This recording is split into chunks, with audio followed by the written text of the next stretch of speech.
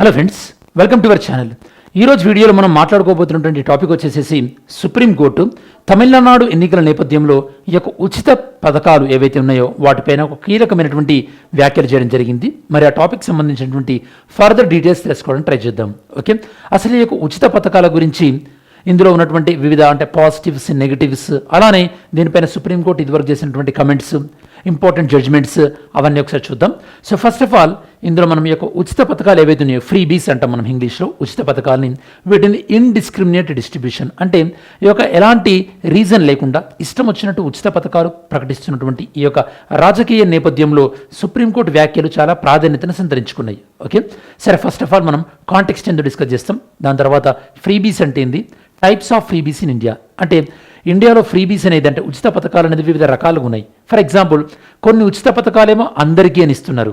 Okay, like ఇప్పుడు మనకి colour టీవీలని, లేకపోతే మిక్సీలు, గ్రైండర్లు ఇలాంటివి. కొన్ని ఉచిత పథకాలు మాత్రము ఈ యొక్క బిలో పావర్టీ లైన్ వాళ్ళకి మాత్రమే ఇస్తున్నారు, లైక్ వైట్ రేషన్ కార్డ్ ఇలాంటివి. సో ఇలాంటివి టార్గెటెడ్ ఫ్రీబీస్ అంటే కొంతమందికి ఇచ్చేవి, యూనివర్సల్ ఫ్రీబీస్ అందరికీ ఇచ్చేవి, ఇట్లాంటి వాటి గురించి మనం డిస్కస్ చేద్దాం. అలానే ఈ యొక్క కాన్స్టిట్యూషన్ అండ్ లీగల్ ఫ్రేమ్వర్క్, మరి రాజ్యాంగం ఏం చెప్తుంది?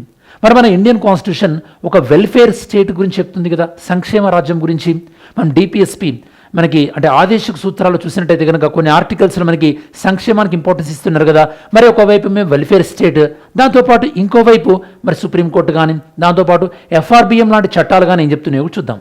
దాని తర్వాత సుప్రీంకోర్టు వివిధ జడ్జిమెంట్లలో ఇచ్చినటువంటి ఏమేమి చెప్పింది జడ్జిమెంట్లలో, దాని తర్వాత ఈ యొక్క ఉచిత పథకాలకి సమర్థిస్తున్నటువంటి ఆర్గ్యుమెంట్స్, అలానే ఉచిత పథకాలని వ్యతిరేకిస్తున్నటువంటి ఆర్గ్యుమెంట్స్ ఇవి డిస్కస్ చేసిన తర్వాత ఈ యొక్క తమిళనాడు ఎలక్ట్రిసిటీ కేసు అసలు ఏంది, ఈ 2026లో నమోదైనటువంటి కేసు ఏంటి, ఇవన్నీ డిస్కస్ చేసిన తర్వాత ఫైనల్గా మనం ఒక ఎంసీక్యూ, దాంతోపాటు మెయిన్స్ క్వశ్చన్ కూడా డిస్కస్ చేయడం జరుగుతుంది. ఓకే, ఈ పర్టికులర్ టాపిక్ వివిధ కాంపిటేటివ్ ఎగ్జామ్లో ప్రిపేర్ అయ్యే వాళ్ళకి polity and governance, Indian economy and ethics, ఈ 3 సబ్జెక్ట్స్తోని లింక్ అయినటువంటి టాపిక్ ఇది. ఓకే, సరే ఇందులో మనం ప్రధానంగా యూజ్ చేసేటటువంటి కొన్ని వర్డ్స్ ఏంటంటే అపీజ్మెంట్ పాలసీ, పాపులిజం, ఇట్లాంటి వర్డ్స్ యూజ్ చేస్తుంటాం. ఇవి ఎక్కడెక్కడైతే వస్తుంటే అప్పుడు నేను చెప్తాను మీకు అపీజ్మెంట్ పాలసీ అంటే ఏంది, పాపులిజం అంటే ఏంది అనేది. So first of all indiscriminate distribution of freebies, supreme court concern. So first of all ఈ యొక్క తమిళనాడు ఎన్నికల నేపథ్యంలో తమిళనాడులో ప్రతి ఒక్కరికి కూడా ఉచిత విద్యుత్ అని తమిళనాడు గవర్నమెంట్ ప్రకటించింది. మరి ప్రకటించినటువంటి నేపథ్యంలో తమిళనాడులో ఉన్నటువంటి ఈ యొక్క ఎలక్ట్రిసిటీ బోర్డు ఏదైతే ఉందో, ఓకే, ఈ యొక్క ఎలక్ట్రిసిటీ బోర్డు వాళ్ళు ఈ యొక్క కేసు ఫైల్ చేయడం జరిగింది. దీనిపైన ఏంది, Tamil Nadu power distribution corporation limited వాళ్ళ యొక్క ఫ్రీ ఎలక్ట్రిసిటీ అంటే అందరికీ యొక్క ఉచిత విద్యుత్ ఇవ్వడాన్ని ఛాలెంజ్ చేస్తూ కోర్టుల్లో ఈ యొక్క కేసు వేయడం జరిగింది. యాక్చువల్లీ ఇలాంటి కేసులే కర్ణాటక ప్రభుత్వం, తెలంగాణ ప్రభుత్వం, వివిధ రాష్ట్ర ప్రభుత్వాలు, ఈ యొక్క ఏపీ ప్రభుత్వం ఉచిత బస్సు అన్నప్పుడు కూడా ఆర్టీసీ కూడా ఇట్లాంటి కేసు ఫైల్ చేసి ఉంటే బాగుండేది. ఎందుకంటే ఇప్పుడు చూస్తున్నాం ఆర్టీసీ నష్టాలలో ఉందని చెప్పేసి, అండ్ ఆర్టీసీ యొక్క టికెట్ ప్రైసులు పెంచడం, వేరే వాళ్ళకంటే ఉమెన్ కాకుండా మెన్కి పెంచడం, అండ్ ఫెస్టివల్ టైంలో విపరీతమైనటువంటి ఛార్జెస్ కలెక్ట్ చేయడం, ఇట్లాంటివి మనం చూస్తున్నాం. ఆ ఆర్టీసీ కార్పొరేషన్ కూడా ఎట్లాంటి ఇబ్బందులు ఎదుర్కొంటుందో మనం డైలీ న్యూస్ పేపర్లో చూస్తున్నాం. సో కాబట్టి మరి ఈ పర్టికులర్ కేసుకి సంబంధించి చూద్దాం. సో సుప్రీంకోర్టు ఏం చెప్పిందంటే, ఇలా ఇష్టం వచ్చినట్టు మీరు ఉచితాలు పంచడం వల్ల ఎస్పెషల్లీ ఎన్నికల సందర్భంలో ఇది కరెక్ట్ కాదు అని చెప్పి సుప్రీంకోర్టు అన్నది. మరి ఇదే లైన్ మీకు చూస్తే కనుక బీహార్ ఎన్నికల సందర్భంలో కూడా ప్రతి మహిళ అకౌంట్లో కూడా అక్కడ ఉన్నటువంటి బీహార్ ప్రభుత్వము ఒక 10,000 చొప్పున వేయడం జరిగింది. మరి అప్పుడు కూడా సుప్రీంకోర్టు క్వశ్చన్ చేయాలి కదా, అంటే సుప్రీంకోర్టు కూడా ఇలా సెలెక్టివ్గా క్వశ్చన్ చేస్తుంది అని మీకు ఏమైనా అనిపిస్తుందా? ఎందుకంటే కొంతమంది ఎక్స్పర్ట్స్ అంటే ఎడిటోరియల్లో రాసేటటువంటి ఎక్స్పర్ట్స్ ఏమంటున్నారంటే సుప్రీంకోర్టు కొన్ని సందర్భాలలోనే ఇన్వాల్వ్ అవుతుంది, వేరే సందర్భాలలో ఇన్వాల్వ్ అవ్వట్లేదు, ఈ యొక్క సుప్రీంకోర్టు కూడా టార్గెటెడ్గా కావాలనే క్వశ్చన్ చేస్తుంది అంటున్నారు. ఓకే, సరే మరి ఈ యొక్క యూనివర్సల్ సబ్సిడీస్ ఇది జనరల్గా అపీజ్మెంట్ పాలసీకి సంబంధించింది. అపీజ్మెంట్ పాలసీ అంటే ఏంది, అసలు పాలసీ అంటే ఏంది, విధానం. అపీజ్మెంట్ పాలసీ అంటే ప్రభుత్వం ఏదైనా ఒక విధానం తీసుకొని ఆ విధానం ద్వారా కొంతమందిని సాటిస్ఫై చేసి ఒక టెంపరీ బెనిఫిట్ పొందాలని చూస్తుంది అనుకోండి, దాన్ని అపీజ్మెంట్ పాలసీ అంటారనమాట. ఓకే, ఇది పాలసీ పరంగా. లేదా ఇట్లాంటి నిర్ణయం తీసుకొని మెజారిటీ పాపులేషన్ సాటిస్ఫై చేయాలా షార్ట్ టర్మ్ కోసం అని చెప్పేసి ప్రభుత్వం ఒక అనౌన్స్మెంట్ చేస్తే దాన్ని పాపులిజం అంటారు. పాపులిజం అయినా సరే, అపీజ్మెంట్ పాలసీ అయినా సరే ఈ యొక్క ప్రభుత్వాలు వాళ్ళ యొక్క రాజకీయ అవసరాల కోసం చేస్తుంటాయి. ఓకే, ఒకటేమో విధానం, ఇంకొకటేమో అనౌన్స్మెంట్ అనమాట. సరే దీనివల్ల ఏమవుతుంది, ప్రభుత్వం పైన భారం పడే అవకాశం ఉంటుంది. ఆల్రెడీ ప్రభుత్వాల దగ్గర బడ్జెట్ లేదంటున్నారు. ఓకే, బడ్జెట్ లేనప్పుడు ఇట్లాంటి అంటే అవసరం లేని ప్రభుత్వ పథకాలు ప్రకటించడం అవసరమా? ఎవరు అడుగుతున్నారు ఇప్పుడు ఉచిత విద్యుత్ కావాలని? నువ్వు సప్లై చేసే విద్యుత్ ఏదో క్వాలిటీగా విద్యుత్ ఇవ్వు. ఓకే, దాంతో సరిపోతుంది కదా. అలానే ఆర్టీసీ కానీ ఇప్పుడు బాధపడుతున్నా చూస్తున్నాం కదా మనం. అంటే ఒక సంస్థని ఎఫెక్టివ్గా నడిపి దానివల్ల ప్రయోజనం టార్గెటెడ్గా ఇవ్వాలి. అంటే ఎవరికైతే అవసరం ఉంటుందో వాళ్ళకి ఇవ్వాలి. అందుకోసమే చాలామంది ఫ్రీబీస్ మొత్తం తీసండి అనట్లేదు, కాకపోతే ఫ్రీబీస్ టార్గెటెడ్గా ఎవరికి అవసరమో వాళ్ళకి ఇవ్వాలి. అలానే ఈ ఫ్రీబీస్ అనేది సస్టైనబుల్గా ఉండాలి, అంటే లాంగ్ రన్లో మెయింటైన్ చేసేటట్టు ఉండాలి. ఏముంది, ఇప్పుడు ప్రభుత్వం ఇస్తుంది, నెక్స్ట్ ప్రభుత్వం దీన్ని మోయడం బర్డెన్ అయిపోతుంది. ఇప్పుడు చూస్తున్నాం ఫీ రీయింబర్స్మెంట్ ఇష్టం వచ్చినట్టు ఇస్తున్నారు. దానివల్ల ఏమవుతుంది, కాలేజీలకు డబ్బులు రావట్లేదు. కాలేజీలకు డబ్బులు రాకపోతే స్టూడెంట్స్కి సర్టిఫికేట్లు ఇవ్వట్లేదు. మరి స్టూడెంట్స్కి ఇంటర్వ్యూకి వెళ్ళినప్పుడు సర్టిఫికేట్ లేక ఎంతమంది బాధపడుతున్నారు. నాతోనే చాలాసార్లు అన్నారు, ఇప్పుడు సర్టిఫికేట్లు కాలేజీ వాళ్ళు ఇవ్వట్లేదు సార్ అని చెప్పేసి. ఈ ప్రాబ్లం మీరు కూడా చూసుంటారు కదా. సో కాబట్టి సస్టైనబుల్గా ఉండాలి.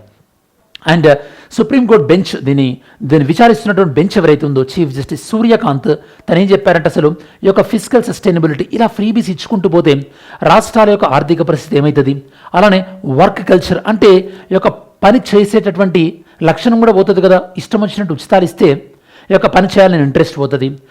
దానివల్ల వర్క్ ఫోర్స్ పార్టిసిపేషన్ అంటే పనిలో పార్టిసిపేట్ చేసేటటువంటి లక్షణం కూడా పోతుంది.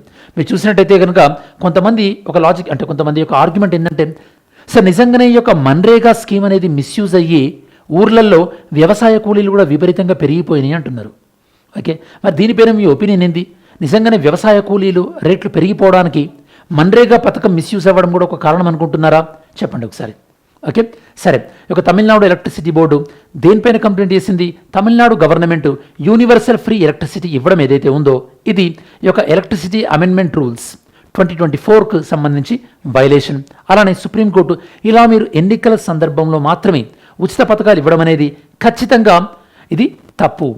ఎందుకంటే ఇక్కడ వీళ్ళు ఇస్తున్నటువంటిది యూనివర్సల్ ఫ్రీబీ, అంటే వీళ్ళకు వాళ్ళకని కాదు అందరికీ కూడా. మరి సుప్రీంకోర్టు అన్నది మీరు ఖచ్చితంగా చెప్పాలంటే ఎవరు దీన్ని అఫోర్డ్ చేయగలుగుతారు, ఎవరు అఫోర్డ్ చేయలేరు, అట్లా డిస్టింక్షన్ ఉండాలి కదా. అట్లీస్ట్ కొన్ని యూనిట్స్ ఉండాలి కదా. అంటే 100 యూనిట్ల లోపు 150 యూనిట్ల లోపు వాళ్ళకి మాత్రమే ఫ్రీ, మిగతా వాళ్ళకి డబ్బులు చెల్లించాలి. ఒక రేషనాలిటీ ఉండాలి కదా.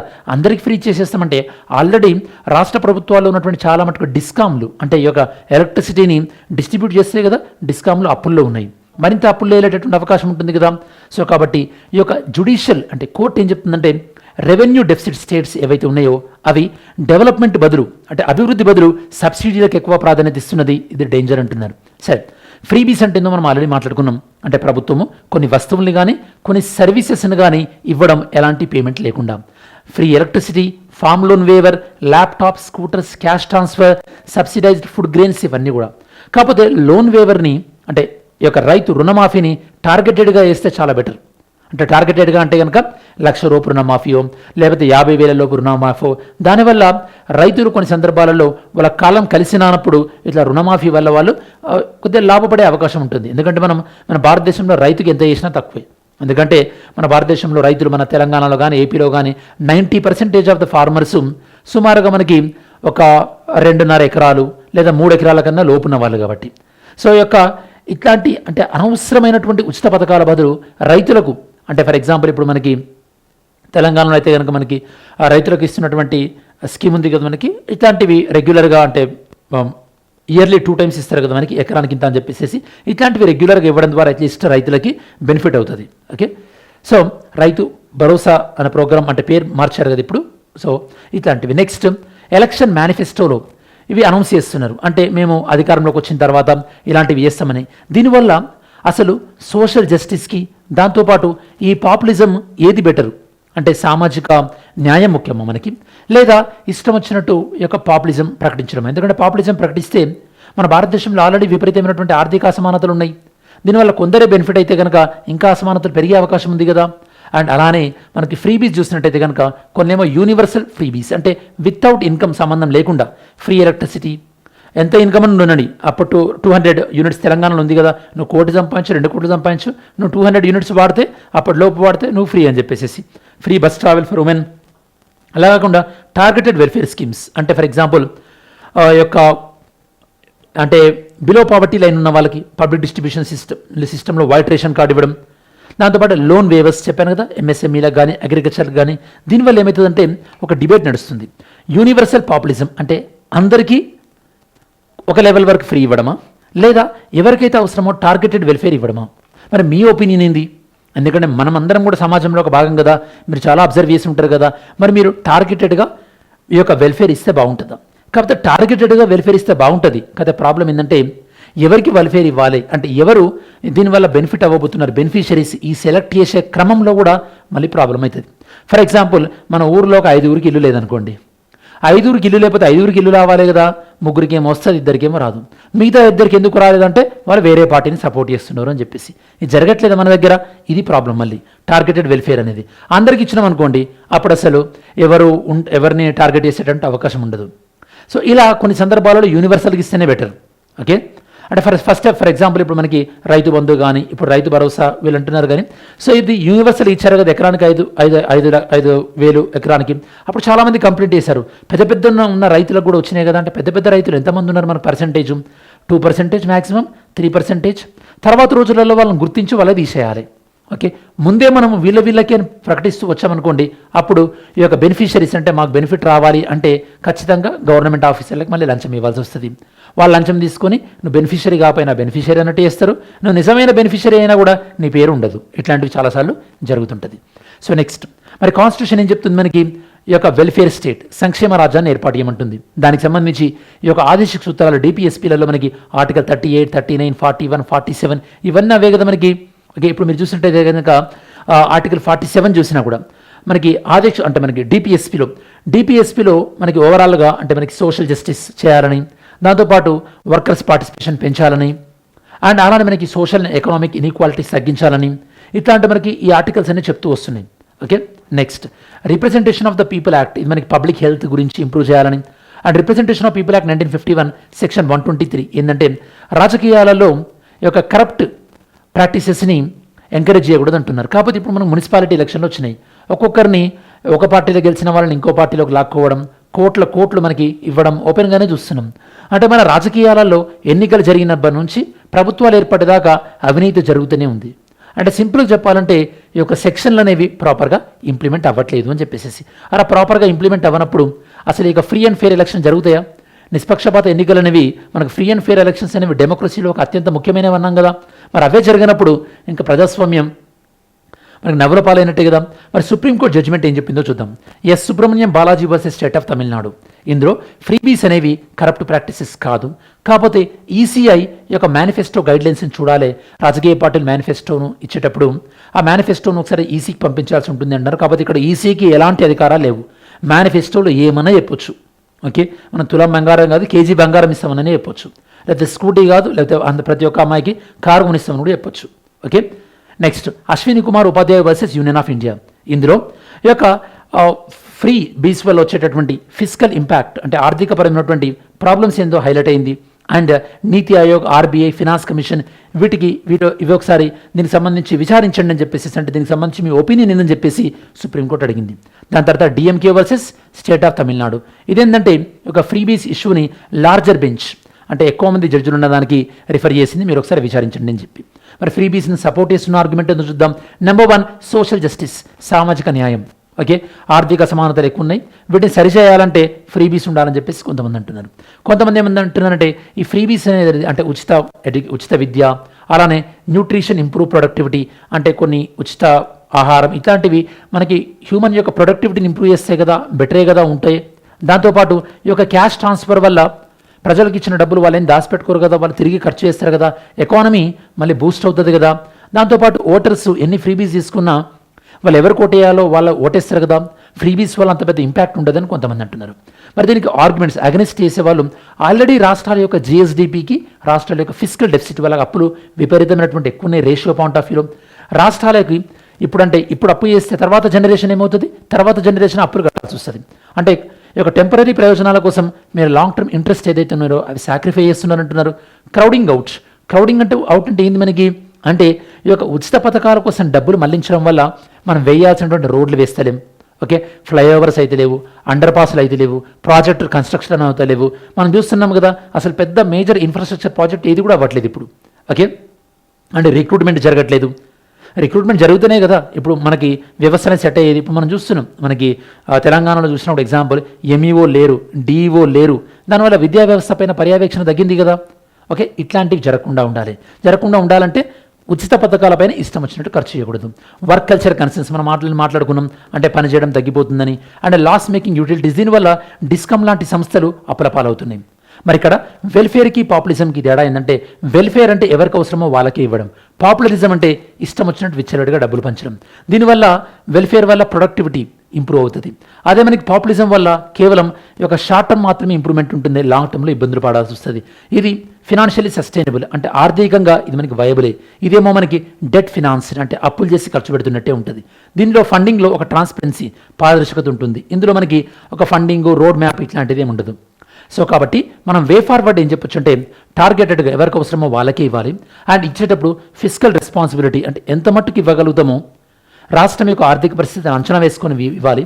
అండ్ ఇస్తున్నటువంటి ఫ్రీబీస్కి అవుట్కమ్, అంటే నిజంగానే దానివల్ల ఆ ఎకానమీ పైన కానీ ప్రజల యొక్క లైఫ్ స్టైల్లో కానీ ఏమన్నా మంచి ఎఫెక్ట్ ఉందా లేదా. ట్రాన్స్పరెన్సీ బడ్జెట్, అంటే ఎంత మట్టుకు మనం ఖర్చు పెడుతున్నాం, ఇదే ఖర్చు మనం నెక్స్ట్ ఇయర్ కూడా పెట్టగలుగుతామా లేదా అని బడ్జెట్లో క్లియర్గా లెక్కలు చూపాలి. అండ్ ఫైనల్గా వెల్ఫేర్ని, గ్రోత్ని రెండింటిని బ్యాలెన్స్ చేయాల్సి ఉంటుంది. సో మన కంక్లూజన్ ఏం చేయొచ్చు అంటే, ఈ ఫ్రీబీస్ అనేది ఖచ్చితంగా మనకి సోషల్ జస్టిస్, సామాజిక న్యాయం, దాంతోపాటు ఫిజికల్ ప్రుడెన్స్, ఆర్థిక క్రమశిక్షణ, వీటి మధ్యలో ఉన్నటువంటి ఈ డిఫరెన్సెస్, అంటే ఈ మధ్యలో ఉన్నటువంటి టెన్షన్ని అంటే రిఫ్లెక్ట్ చేస్తుంది. కాన్స్టిట్యూషన్ వెల్ఫేర్ స్టేట్ అనేదాన్ని సపోర్ట్ చేసినప్పటికీ కూడా ఆర్థికపరమైనటువంటి క్రమశిక్షణ ఉండాలి అని కూడా చెప్తుంది. అండ్ దాన్ని జ్యుడిషియరీ ఏం చెప్తుందంటే, ఫ్రీబీస్ అనేవి సస్టైనబుల్గా ఉండాలి, అండ్ టార్గెటెడ్గా ఉండాలి, అండ్ డెవలప్మెంట్ ఫోకస్గా ఉండాలి, అంటే అభివృద్ధిని ఎంకరేజ్ చేసే విధంగా ఉండాలి. దాంతోపాటు లాంగ్ టర్మ్ గ్రోత్ అనేది ఖచ్చితంగా మనం ఈ యొక్క ఈక్విటీ, అంటే అందరికీ బెనిఫిట్ చేయడం, ఎఫిషియన్సీ అండ్ అకౌంటబిలిటీ, జవాబుదారితనం, వీటిని బ్యాలెన్స్ చేసినప్పుడే, అంటే టార్గెటెడ్గా ఫ్రీబీల్స్ని సస్టైనబుల్గా ఇస్తూ, ఓకే, ఎవరికి అవసరం వచ్చినామో వాళ్ళకి మాత్రమే ఇస్తూ ఉంటేనే మనం ఈ యొక్క లాంగ్ టర్మ్ గ్రోత్ అనేది మనం అచీవ్ చేయగలుగుతాం. ఓకే, ఇది టాపిక్ సంబంధించింది. మరొక MCQ ప్రాక్టీస్ చేయడం ట్రై చేద్దాం. With reference to the electoral freebies, consider the following statement. Supreme court declared electoral promises of freebies as corrupt practices under representation of people act 1951 అంటున్నారు. Second one, DPSPs of state policy support idea of welfare state అంటున్నారు. Third one, FRBM act aims to ensure physical discipline అంటున్నారు. ప్రభుత్వంలో physical discipline ensure చేయడానికి FRBM act పనికి వస్తుంది అంటున్నారు.